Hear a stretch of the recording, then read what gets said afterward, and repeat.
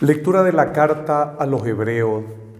Hermanos, me faltaría tiempo para hablar de los jueces y de los profetas que Dios envió a su pueblo. Ellos, gracias a la fe, conquistaron reinos, administraron justicia, alcanzaron el cumplimiento de las promesas, cerraron las fauces de los leones, extinguieron la violencia del fuego, escaparon del filo de la espada. Su debilidad se convirtió en vigor, fueron fuertes en la lucha y rechazaron los ataques de los extranjeros. Hubo mujeres que recobraron con vida a sus muertos. Unos se dejaron torturar, renunciando a ser liberados para obtener una mejor resurrección. Otros sufrieron injurias y golpes, cadenas y cárceles.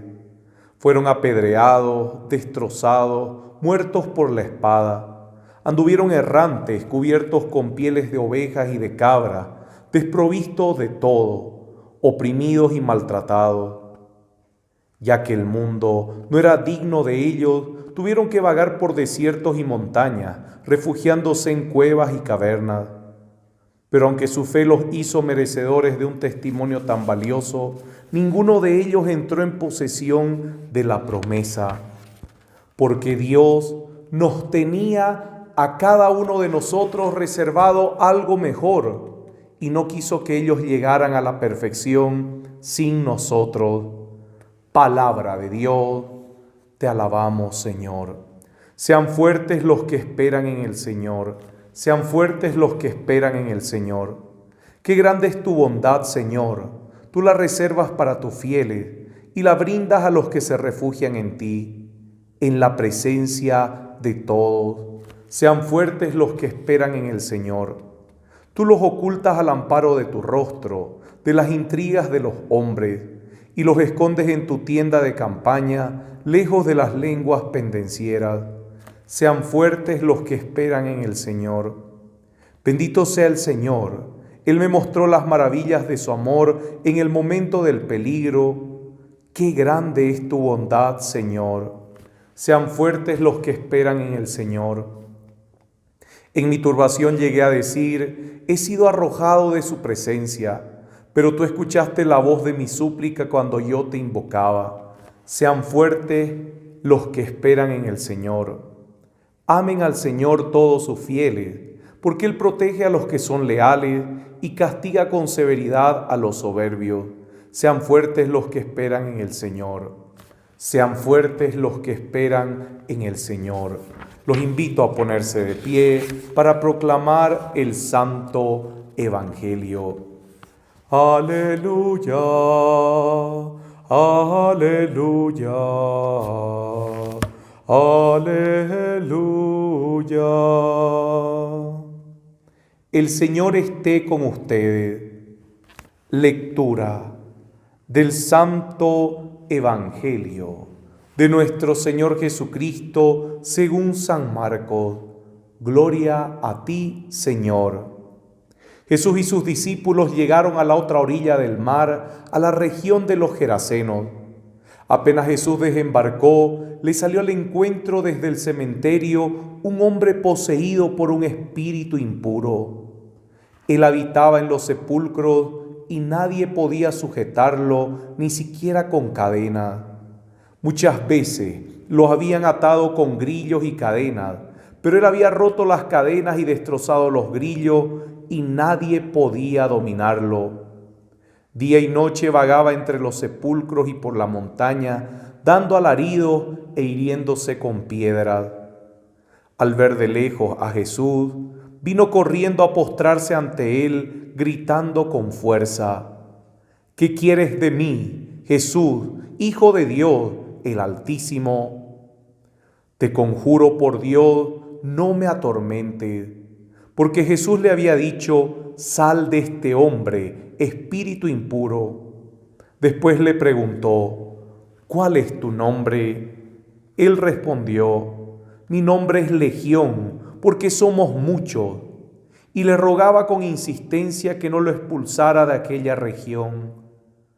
Había allí una gran piara de cerdos que estaba paciendo en la montaña. Los espíritus impuros suplicaron a Jesús: envíanos a los cerdos para que entremos en ellos. Él se lo permitió. Entonces los espíritus impuros salieron de aquel hombre, entraron en los cerdos y desde lo alto del acantilado toda la piara, unos 2000 animales, se precipitaron al mar y se ahogaron. Los cuidadores huyeron y difundieron la noticia en la ciudad y en los poblados. La gente fue a ver qué había sucedido. Cuando llegaron donde estaba Jesús, vieron sentado, vestido y en su sano juicio, al que había estado poseído por aquella legión, y se llenaron de temor. Los testigos del hecho les contaron lo que había sucedido con el endemoniado y con los cerdos. Entonces empezaron a pedir a Jesús que se alejara de su territorio. En el momento de embarcarse, el hombre que había estado endemoniado le pidió que lo dejara quedarse con él. Jesús no se lo permitió, sino que le dijo: vete a tu casa con tu familia y anúnciales todo lo que el Señor hizo contigo al compadecerse de ti. El hombre se fue y comenzó a proclamar por la región de la Decápolis lo que Jesús había hecho por él, y todos quedaban admirados. Palabra del Señor. Gloria a ti, Señor Jesús. Pueden sentarse, queridos hermanos. Hoy nos encontramos con esta lectura del endemoniado en el Evangelio de San Marcos, en la región de los Gerasenos. Mire, estas manifestaciones de liberación, de exorcismo, al igual que las de sanación, son muy comunes en el Evangelio de San Marcos. Casi todo el inicio hasta la mitad del Evangelio vamos a encontrar estas experiencias. ¿Por qué? Porque nos está mostrando esta parte victoriosa de Jesucristo. ¿Y por qué nos los muestra de esta manera? ¿Por qué no nos muestra de una manera tal vez más suave? ¿Por qué no vemos a un Jesús que es más tierno, compartiendo con la gente, en el sentido de un Jesús así, no tan agresivo? Porque póngase a pensar, si estamos hablando de un endemoniado, estamos viendo un confrontamiento que no es nada agradable. Estamos viendo un confrontarse que no es nada, de cierta manera, polite, de cierta manera, caballeroso, de cierta manera suave, tranquilo. Es algo desagradable.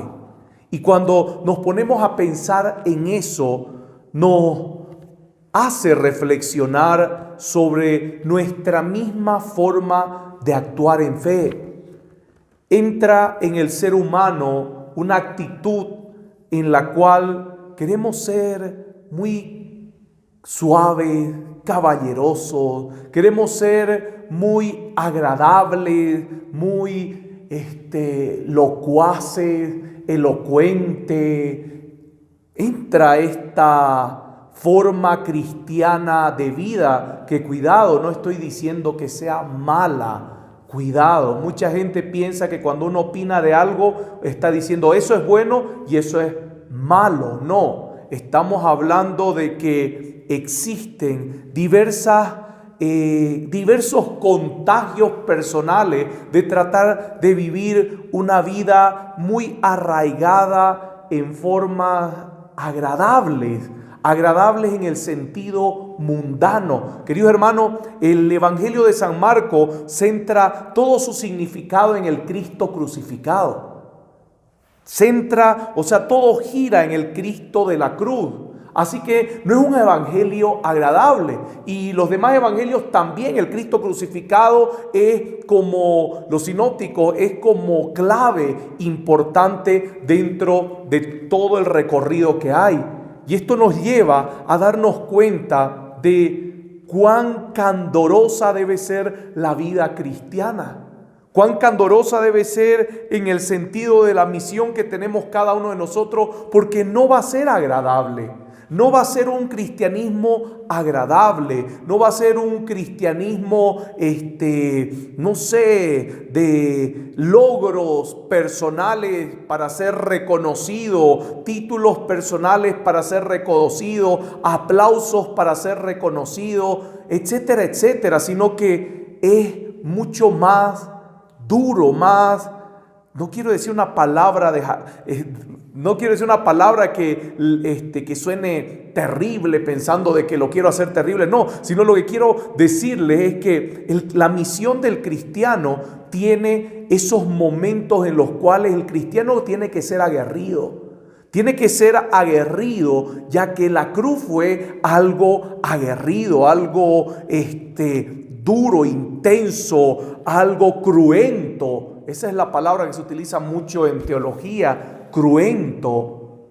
¿Por qué? Porque o si no, esta lucha diaria que tenemos contra las huestes espirituales se convierte más en una relación de compañerismo con los espíritus impuros que una relación de frenar su actuación aquí en la tierra, en la humanidad. Y mire, ellos le piden a Jesús, mire, en primer lugar recuerde que a Jesús ya lo tentaron en el desierto.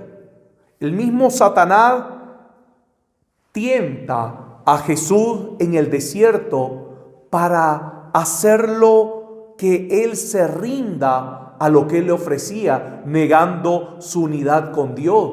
Y no lo hizo. Jesucristo no se dejó vencer. Imagínese, esta manifestación demoníaca en el desierto le habla directamente a Jesús.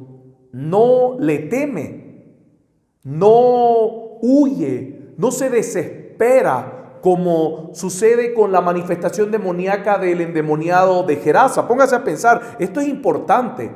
O sea que son entidades distintas, pero que tienen el mismo fin: la perdición del ser humano, la perdición de la humanidad, la perdición del amor hacia Dios. Y mire, ese que entabla esa conversación con Jesús en el desierto, le habla de una manera muy orgullosa y respetuosa.